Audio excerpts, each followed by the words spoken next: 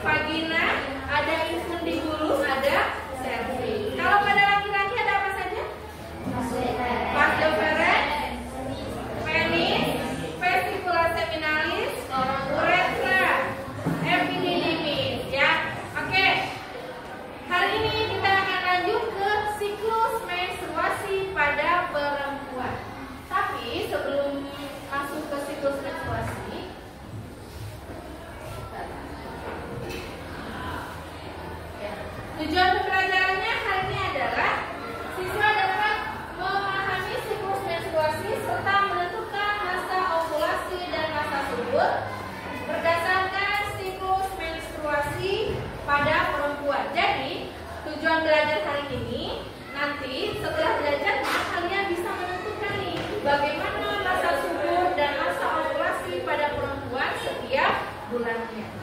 Itu ya. Oke, kita lanjut ya.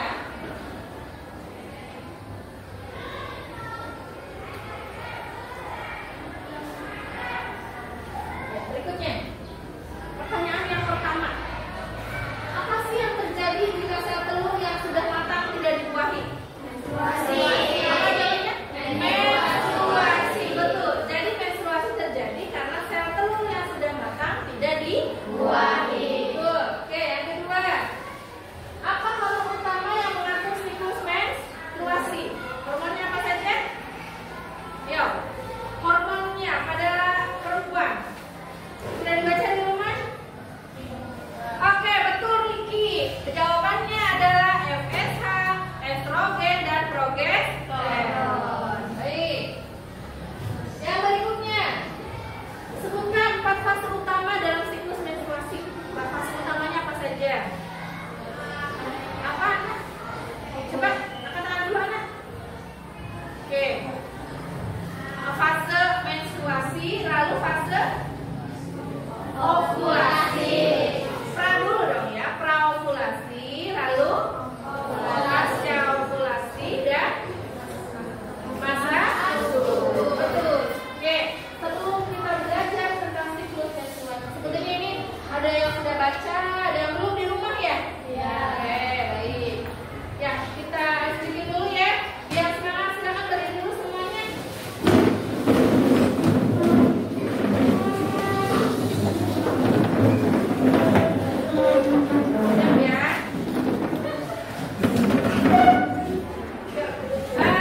Simpan dulu di paha tangannya semuanya. Siap ya? Yuk.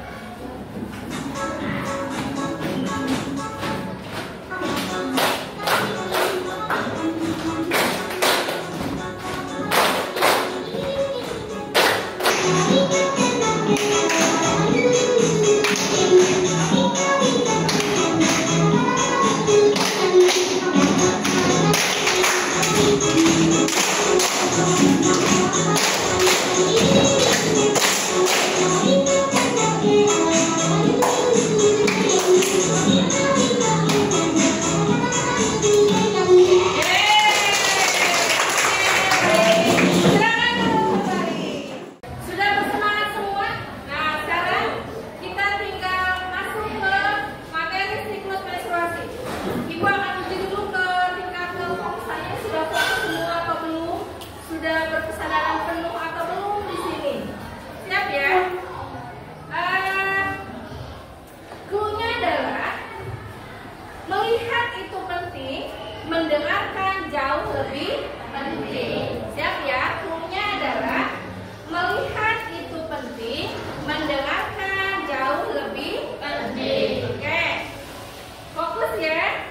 Pegang hidung. Ingat cluenya adalah melihat itu penting, mendengarkan jauh lebih penting. Ya, pegang hidung, pegang kepala, pegang telinga, pegang dagu. Ada yang masih belum fokus. Pegang pipi, pegang mata, pegang hidung. Oke, tepuk tangan. Baik, oke ya. Oke, sudah fokus semua sepertinya. Kita lanjutkan materinya. Ya, sebelum kita masuk ke materi, Ibu akan tampilkan dulu video tentang animasi proses terjadinya siklus menstruasi. Silakan disimak terlebih dahulu. Proses terjadinya menstruasi. Bagaimana proses terjadinya menstruasi? Dan video ini. Sebuah sel telur masak, si objek telur. Pada saat bersamaan terjadi dua penukaran dini. Selanjutnya, sel telur yang diproduksi di induk telur dilepas menuju lain. Dalam beberapa hari, dan dibuahi oleh salah satunya, sel tersebut mati dan terlepas keluar lagi. Dari video yang sudah tadi ditayangkan, kira-kira ada yang bisa menyampaikan tidak? Kenapa sih kok terjadi menstruasi?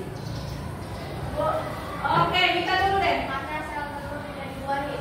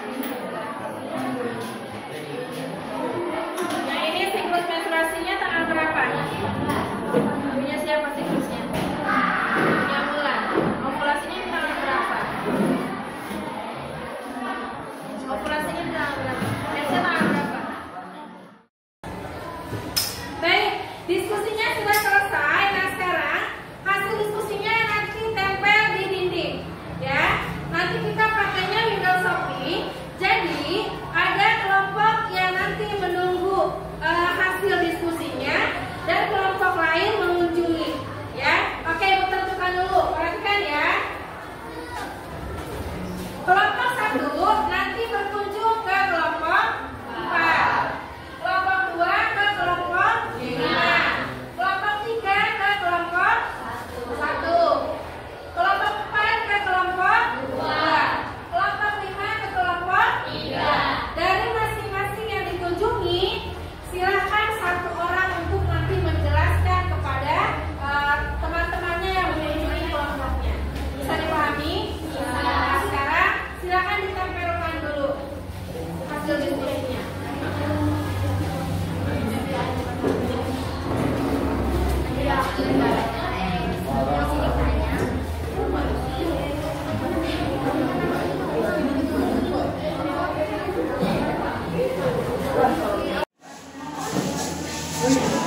Sudah ditempel semua ya? Kalau sudah ditempel, berarti kelompok 1 ada di sebelah sini.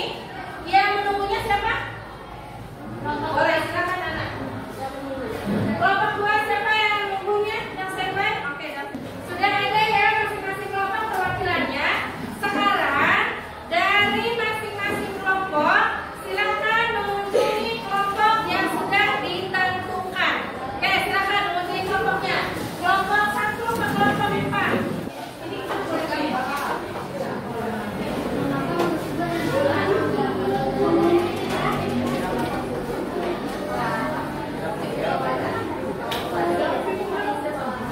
Ya, silakan ya.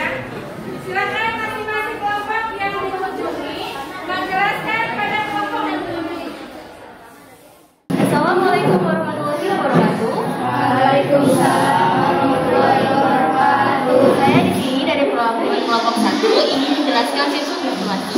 Menstruasi terjadi pada tanggal 14 sampai 17, ovulasinya tanggal 14 sampai 27, masa subur dari tanggal 22 sampai 28. Hormon yang mempengaruhi siklus menstruasi ada 4, yakni GnRH, dihasilkan oleh hipotalamus di otak untuk merangsang kelenjar itu teman-teman. Untuk melepaskan PSH dan LH. PSH meningkatkan di awal siklus untuk merangsang kembangnya folikel di ovarium. Estrogen dihasilkan oleh folikel yang berkembang hormon dan menyebabkan dinding rahim menebal. LH memicu ovulasi yang melepaskan sel telur yang matang dari folikel. Ada yang ingin bertanya? Mengapa masa subur terjadi pada bulan 28? Karena masa subur terjadi setelah ovulasi 1 hari dan sebelum ovulasi 5 hari. Ada yang ingin bertanya lagi? Fungsi LH. Fungsi LH yakni langkah LH memicu ovulasi yang melepaskan sel telur yang matang dari folikel. Apakah sudah jelas? Kalau segitu, sekian dari saya. Wassalamualaikum warahmatullahi wabarakatuh. Waalaikumsalam warahmatullahi wabarakatuh.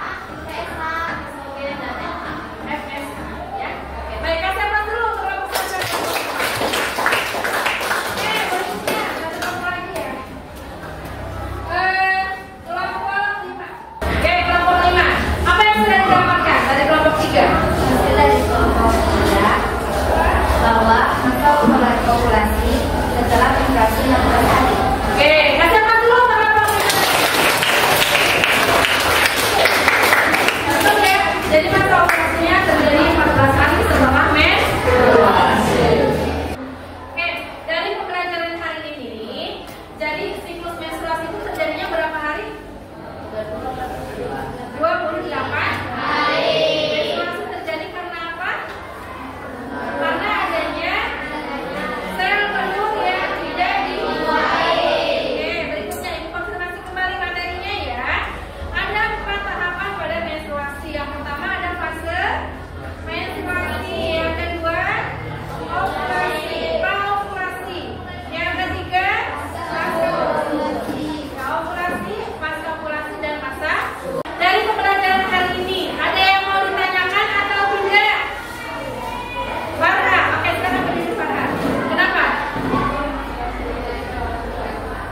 Oke, Farha bertanya kenapa menstruasi hanya terjadi pada perempuan. Ada yang bisa menjawab? Ada yang menjawab dulu? Tidak ada? Oke, karena menstruasi itu terjadi karena adanya sel telur yang tidak dibuat. Nah, sel telurnya hanya dimiliki oleh perempuan.